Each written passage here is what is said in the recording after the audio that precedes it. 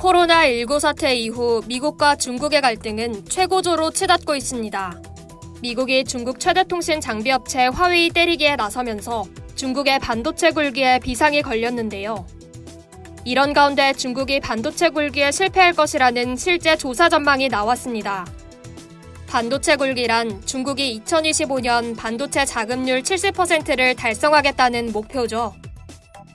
22일 미국의 반도체 전문 시장 조사업체 IC 인사이츠는 보고서를 통해 중국이 제조 2025 정책으로 2025년에 반도체 자급률 70%를 달성한다는 목표를 세웠지만 실제 달성률은 3분의 1 수준에 미치지 못할 것으로 전망했습니다.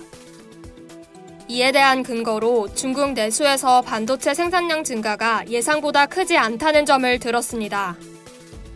IC 인사이츠에 따르면 지난해 중국의 반도체 시장 규모는 약 1,250억 달러로 이 중 중국에 위치한 반도체 업체들의 생산 비중은 15.7%에 불과했습니다. 나머지는 중국의 공장이 있는 삼성전자와 SK하이닉스, 미국의 인텔과 대만의 TSMC 등에서 생산한 것으로 알려졌습니다.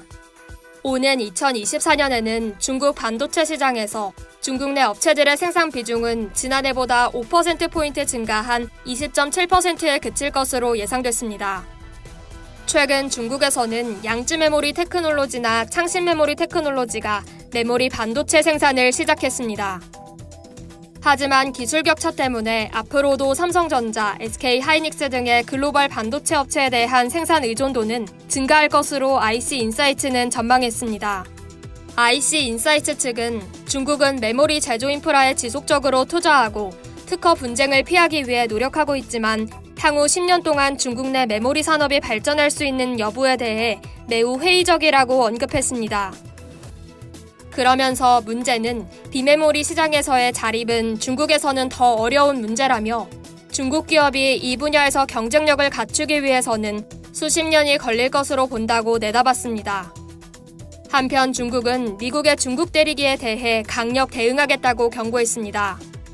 장예수의 중국 대변인은 21일 기자회견에서 코로나19 팬데믹과 관련 중국에 대한 제재를 위협하는 미국 의회의 법안에 강하게 반대한다고 밝혔습니다.